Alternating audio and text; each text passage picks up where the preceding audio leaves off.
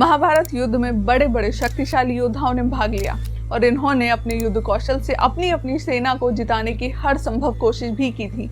लेकिन कुछ ऐसे महान योद्धा भी थे जिन्होंने महाभारत युद्ध में हिस्सा नहीं लिया। कुछ लोग ऐसा भी कहते हैं कि इनके युद्ध में हिस्सा लेने से शायद परिणाम कुछ और ही होता। क्या आप इन योद्धाओं के बारे में जानते हैं? और अगर नहीं तो चलिए जानते हैं। सबसे पहले हम बात करेंगे एक ऐसे बलशाली योद्धा के बारे में जो अगर महाभारत के युद्ध में भाग लेता तो स्वयं भगवान श्री कृष्ण को युद्ध लड़ना पड़ता। महाभारत काल का वो शक्तिशाली योद्धा कोई और नहीं बल्कि धृतराष्ट्र का छोटा भाई विदुर था। विदुर महाभारत काल के एक शक्तिशाली योद्धा होने के साथ ही एक महान ज्ञानी पुरुष भी थे। विदुर को यमराज का ही अवतार माना जाता था। विदुर इतने बलशाली योद्धा थे कि उनके पास सभी तरह के अस्त्र शस्त्रों को चलाने का ज्ञान था। श्री कृष्ण ने भी कहा था कि यदि विदुर महाभारत के युद्ध में कौरव की तरफ से भाग लेते हैं तो उनको स्वयं युद्ध में भाग लेना पड़ता। आपको बता दें कि विदुर एक महात्मा और सच्चे व्यक्ति थे।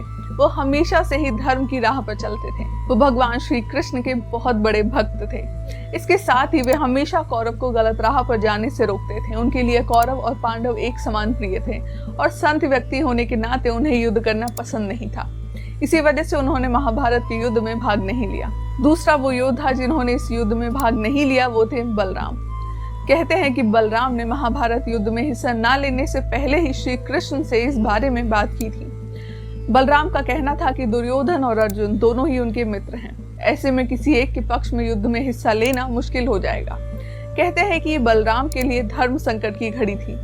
कृष्ण ने बलराम को समझाया कि धर्म संकट की घड़ी हर इंसान के जीवन में आती है। ऐसा उल्लेख मिलता है कि महाभारत युद्ध शुरू होने से पहले बलराम पांडवों के पास भी गए थे और बलराम ने पांडवों से अपने धर्म संकट के बारे में बताया था। बलराम का कहना था कि उनका युद्ध में हिस्सा नहीं लेना ही उचित होगा और युद्ध के दौरान वो तीर्थ यात्रा पर चले जाएंगे। बताते हैं कि बलराम से ही भीम और दुर्योधन दोनों ने ही गदा सीखी थी। तीसरे योद्धा की अगर हम बात करें तो वो हैं बब्रुवाहन। अर्जुन ने अपने वनवास के दिनों में विभिन्न प्रदेशों का भ्रमण किया था। उसी दौरान एक समय वो मणिपुर राज्य में पहुंचे थे। वहां वे चित्रांगदा से मिले थे और जब अर्जुन मणिपुर के राजा चित्रवाहन से उनकी बेटी का हाथ मांगने गए थे तो चित्रवाहन ने एक शर्त रखी थी और अर्जुन और चित्रवाहन में ये समझौता हुआ था कि अर्जुन और चित्रांगदा की जो भी संतान होगी वो मणिपुर राज्य की सेवा करेगी।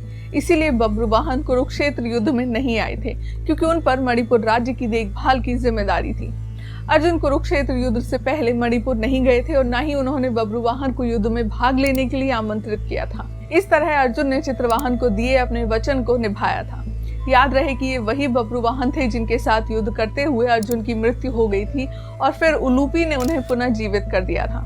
इस युद्ध के पीछे का कारण अर्जुन और वसुओं का श्राप था जिसका ज्ञान उलूपी को हो गया था और अर्जुन इससे अनजान थे। अगले योद्धा थे प्रद्युम्न।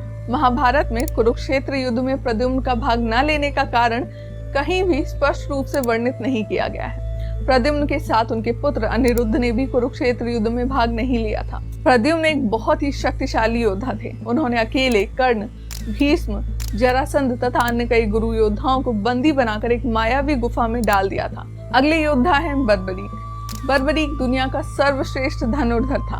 बर्बरीक के लिए 3 बाण ही काफी थे जिसके बल पर वो कौरवों और पांडवों की पूरी सेना को समाप्त कर सकता था।